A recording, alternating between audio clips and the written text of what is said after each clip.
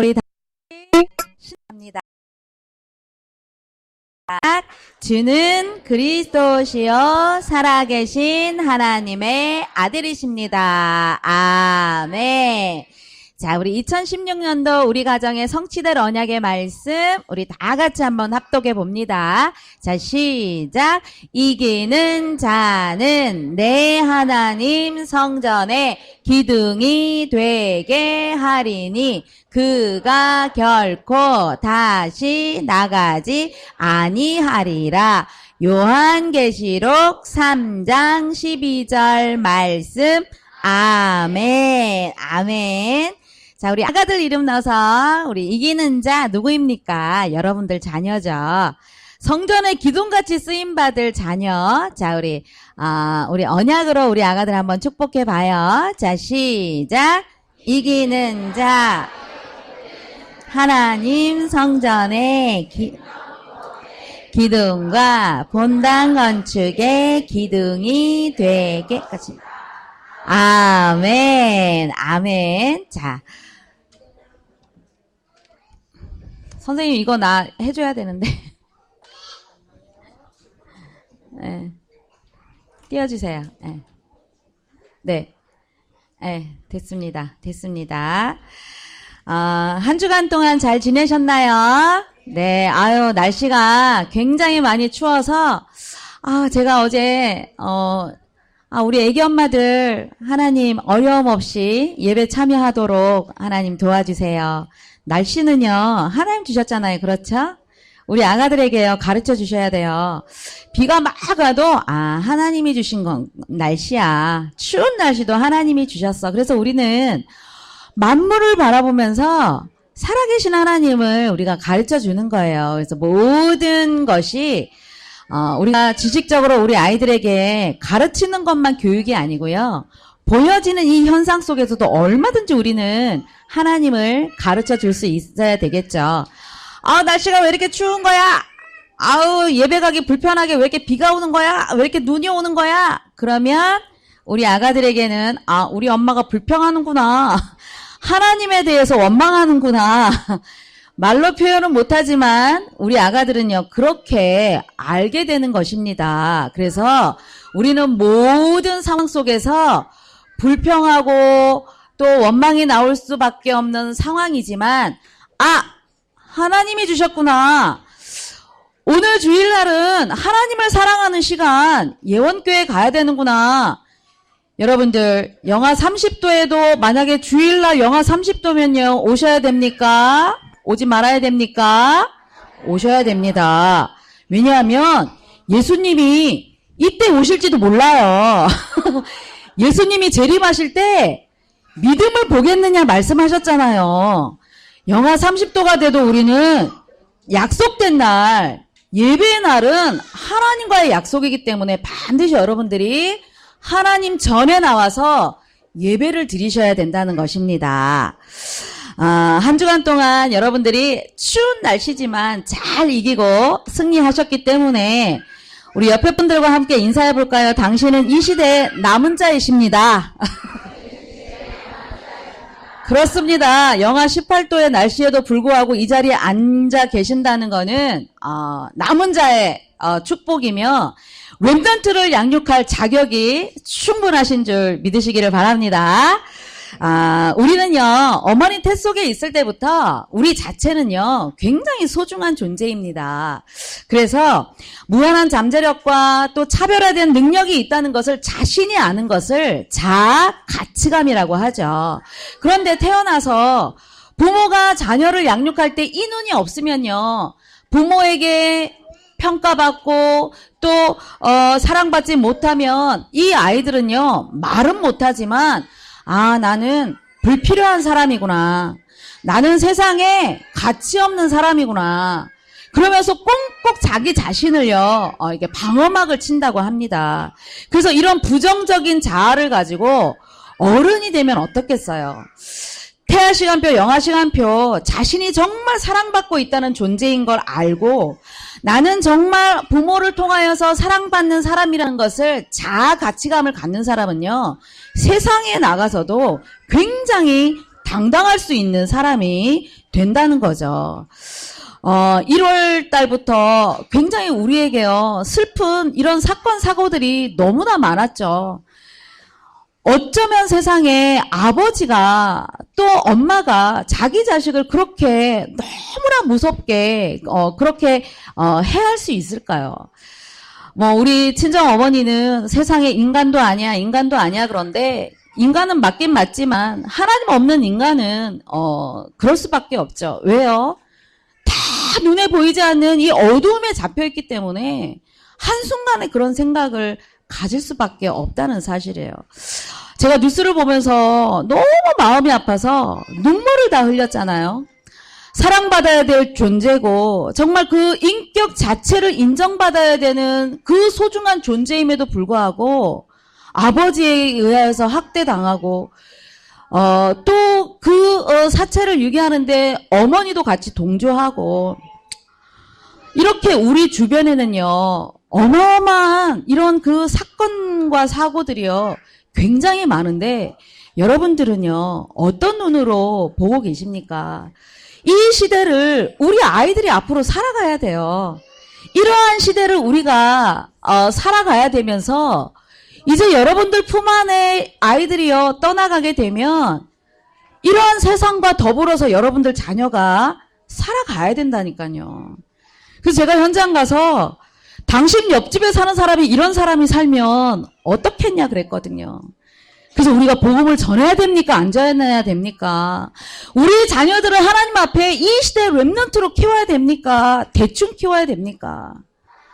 우리 자녀들을요, 하나님이 여러분들 품 안에 렘넌트라는 이 어마어마한 시대적인 사명을 가지고 맡겨주셨습니다. 여러분들 부모는요, 얼마나 중요한 사람인 줄 아세요?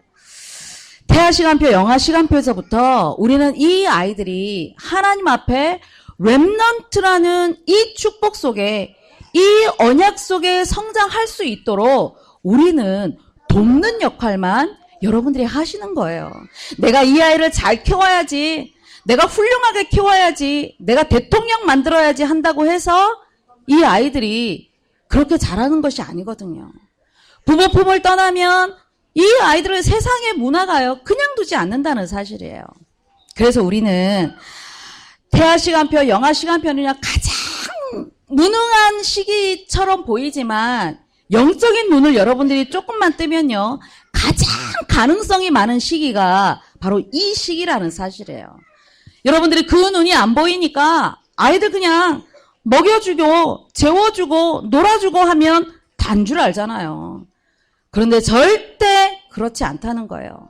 우리는 아이들을 양육하는 데에 오늘 제목처럼 하나님의 능하신 그 능력을 우리가 힘입어야 우리의 자녀들을 그리스도의 십자가 사랑으로 하나님이 원하시는 렘넌트로 우리 아이들을 양육할 수 있다는 사실이에요. 여러분들이 힘이 아니라 우리 귀한 자녀들을 말씀과 기도와 또 하나님이 주시는 이 예배 속에서 이 시대를 살릴 렘넌트라는 이 축복 속에서 잘 성장할 수 있도록 그래서 우리 지금 품 안에 안겨있는 이 아이가 하나님 성전에 기둥과 같이 그 쓰임받을 그 날을 기대하시면서 오늘 말씀으로 축복을 누리시기를 바랍니다. 나를 능하게 하신 예수님을 의지해서 우리는 어떤 부모가 되어져야 됩니까? 그 첫 번째로 하나님이 부모라는 직분을 주셨습니다. 주신 직분에 충성하는 그런 부모가 되어야 합니다. 디모데전서 1장 12절 13절 우리 다 같이 한번 합독해 보겠습니다. 자, 시작. 나를 능하게 하신 그리스도 예수 우리 주께 내가 감사함은 나를 충성되이 여겨 내게 직분을 맡기심이니 내가 전에는 비방자요 박해자요 폭행자였으나 도리어 긍휼을 입은 것은 내가 믿지 아니할 때에 알지 못하고 행하였음이라. 아멘. 바울은 디모데에게 편지를 쓰면서 사역을 할 때에 다른 환경에 흔들리지 말고 영적 분별력을 가지고 사역을 해라 이렇게 권면을 했고요. 나 자신도 이렇게 과거에는 예수 믿는 사람만 잡아들이는 박해자요, 비방자요, 폭행자였지만 하나님이 나를 불러주셔서 사도로 내가 이렇게 사역하고 있다.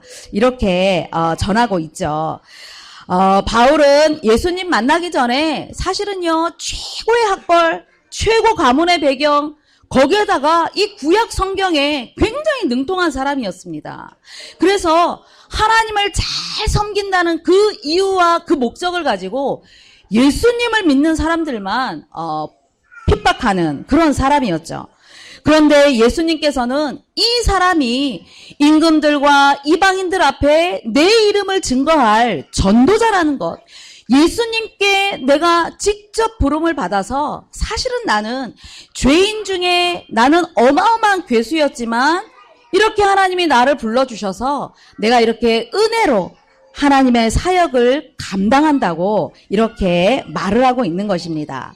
그러면서 고린도전서 15장 9절에 10절에도 나는 사도 중에 가장 작은 자라 나는 하나님의 교회를 박해하였고 사도라 칭함을 받기 감당하지 못할 자인데 그러나 내가 나된 것은 하나님의 은혜로 된 것이기에 내게 주신 은혜가 헛되지 아니하도록 모든 사도보다 내가 더 많이 수고하였지만 내가 한 것이 아니고 바로 하나님이 은혜를 주셨기 때문에 그래서 내가 이렇게 사도로 이렇게 사역을 하는 것은 나를 능하게 하신 예수님이 나와 함께 하셨기 때문에 내가 이렇게 사역을 감당할 수 있었다고 이렇게 말씀을 하고 있는 것입니다.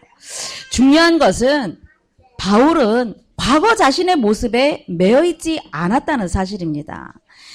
우리가 자녀들을 양육할 때는 굉장히 우리 과거의 모습 속에 매여 있어서 그 내 안의 내면 속에 과거에 받은 그 상처의 어마어마한 것들이 사실은 자녀들을 양육하면서요 굉장히 많이 나오죠. 알게 모르게 내 안에 나도 모르는 것들이 굉장히 많은데요.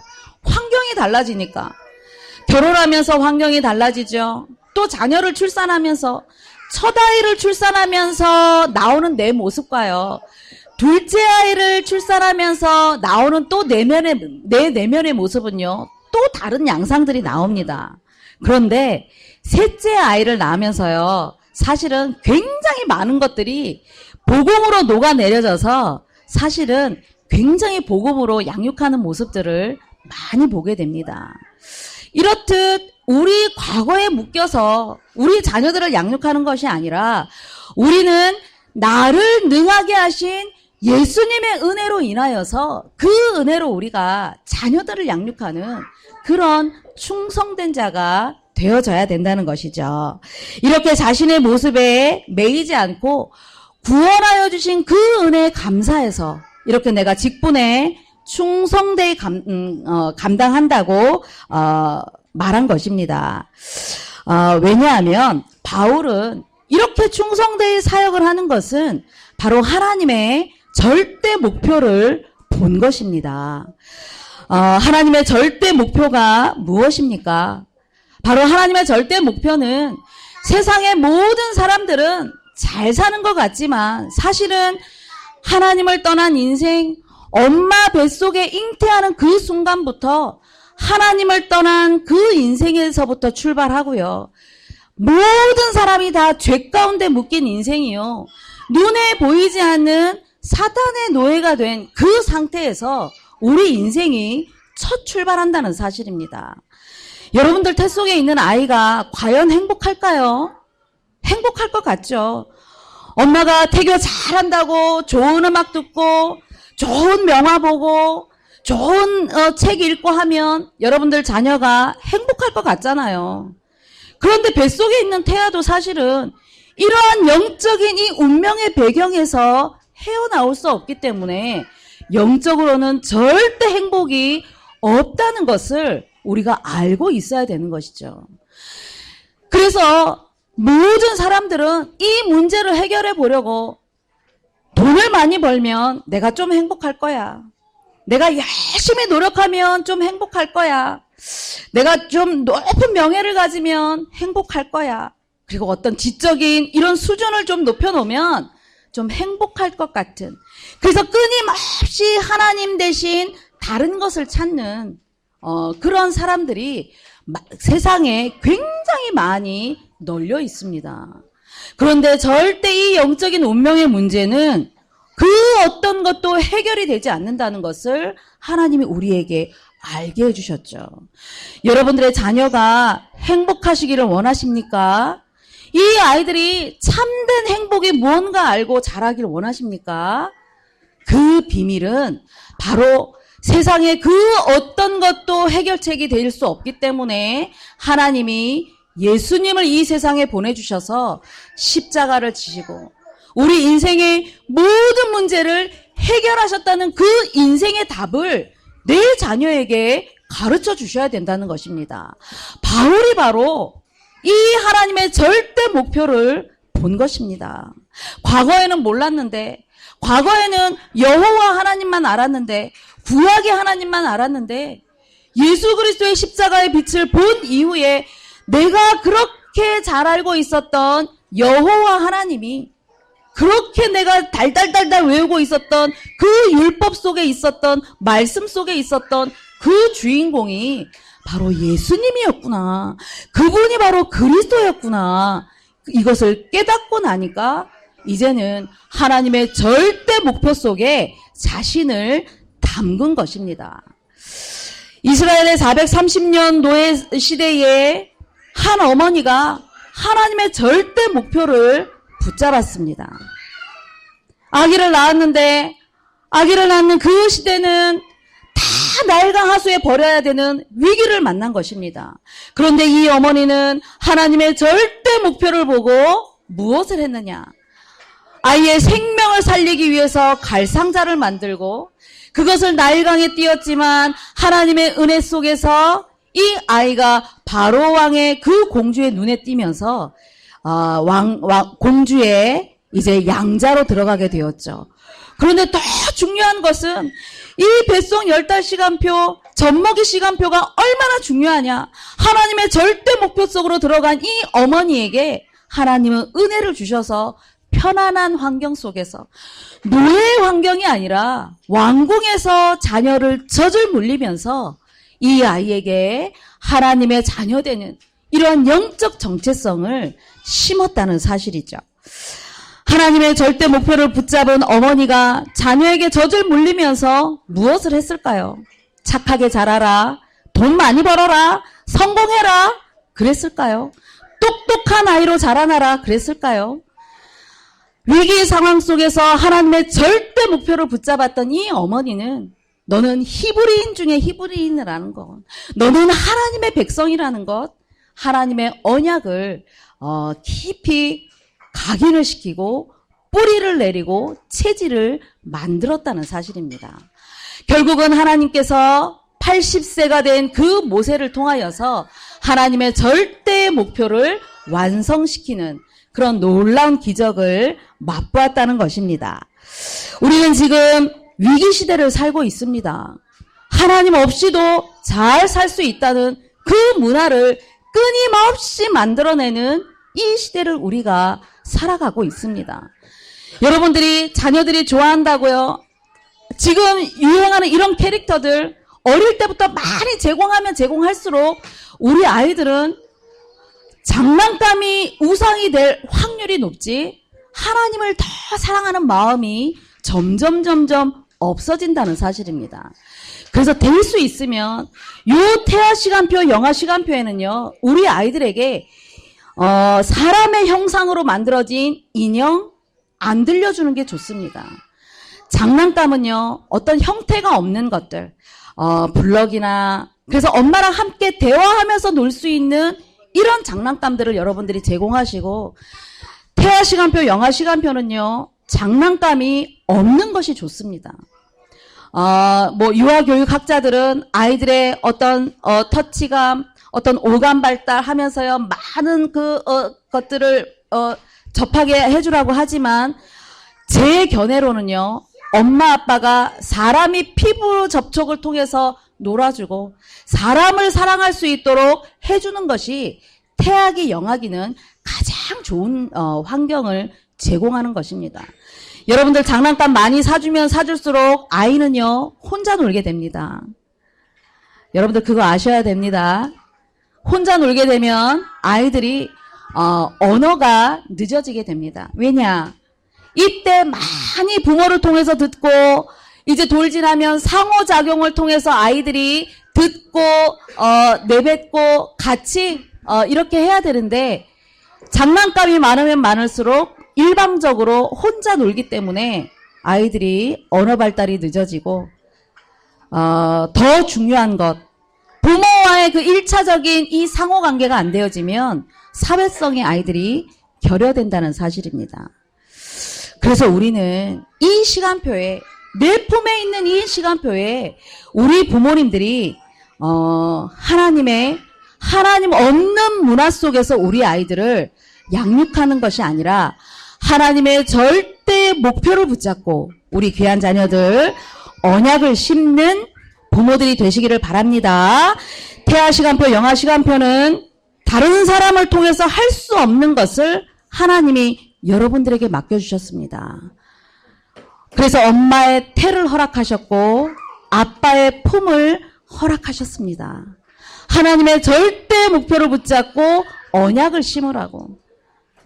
이제 앞으로 우리 아이들이 하나님 없는 시대를 살아가야 되고 복음이 희미한 시대를 살아가야 되고 교회를 다녀도 복음을 말하지 않는 그런 시대에 우리 자녀들이 살아가야 되기 때문에 뱃속 10달과 엄마 품 안에 있는 이 3년 동안의 시간표 속에서 여러분들이 부모라는 이 직분, 하나님이 주시는 이 직분을 충성되이 감당하셔서 귀한 자녀들이 시대를 살릴 최고의 렘넌트가 되어질 수 있도록 가르치시면서 마땅히 복음만 가르치시는 우리 귀한 축복의 가정들이 되시기를 바랍니다.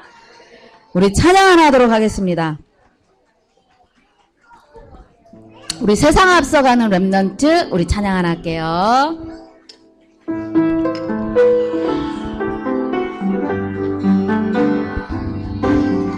마땅히 행할 길 모르는 가르치는 나는 아빠 마땅히 행할 길 언약을 매일 심는 나는 엄마 하나님을 사랑하는 아가만 복음이 가득가득 복음이 가득가득 말씀 앞에 순종하고 내 맘대로 안 해요 세상 앞서가는 렘넌트 마땅히 행할 길 마땅히 행할 길 복음을 가르치는 나는 아빠 마땅히 행할 길 마땅히 행할 길 언약을 내신 나는 엄마 엄마 하나님을 신뢰하는 하나님을 신뢰하는 아가 마음은 성령이 가득하듯 주님 주신 믿음으로 주님 주신 믿음으로 무엇이든 잘해요 세상 앞서가는 렘넌트 아멘. 두 번째입니다. 자, 능하신 예수님의 그 힘을 힘입어 우리는 어떤 부모가 되어야 합니까? 두 번째로 선한 싸움을 싸우는 승리하는 부모가 되어야 합니다. 디모데전서 1장 18절에서 20절 아들 디모데야 내가 내게 이 교훈으로서 명하노니 전에 너를 지도한 예언을 따라 그것으로 선한 싸움을 싸우며 믿음과 착한 양심을 가지라. 어떤 이들은 이 양심을 버렸고 그 믿음에 관하여서는 파산하였느니라. 그 가운데 후메네오와 알렉산더가 있으니 내가 사탄에게 내준 것은 그들로 훈계를 받아 신성을 모독하지 못하게 하려 함이라. 아멘. 자, 바울은 디모데에게 바른 교훈이 하나님의 말씀을 이제 바탕으로 선한 싸움을 싸우라고 하였죠. 선한 싸움을 싸우라는 것은 복음에 역해가는 것은 단호에 대처하고 이제는 성경적 믿음과 말씀의 열매를 맺는 착한 양심을 가지라고 한 것입니다. 그렇지 않으면 오늘 두 인물을 예로 들었죠. 후메네오와 알렉산더. 이 사람들은 부활이 지나갔기 때문에 부활이 없다고 가르쳤고 또 한 사람은 율법주의만 강조하는 그래서 다른 거짓 교훈들을 가르치는 그런 사람들이었습니다. 그래서 이러한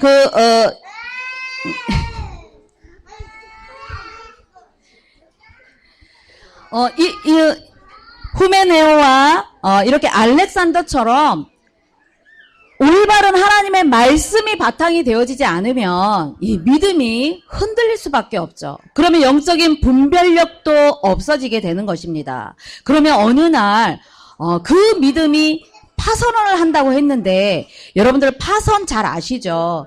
배가 큰 바다에서 풍랑을 만나면 방향을 잡지 못하면 그 파도에 배가 부서지게 돼버리는 것이죠. 그래서 중요한 것은 말씀을 제대로 붙잡지 않으면 우리도 분별력이 없어지고 결국은 우리가 시간이 지나면 영적인 감각에서 무뎌지게 된다는 것입니다.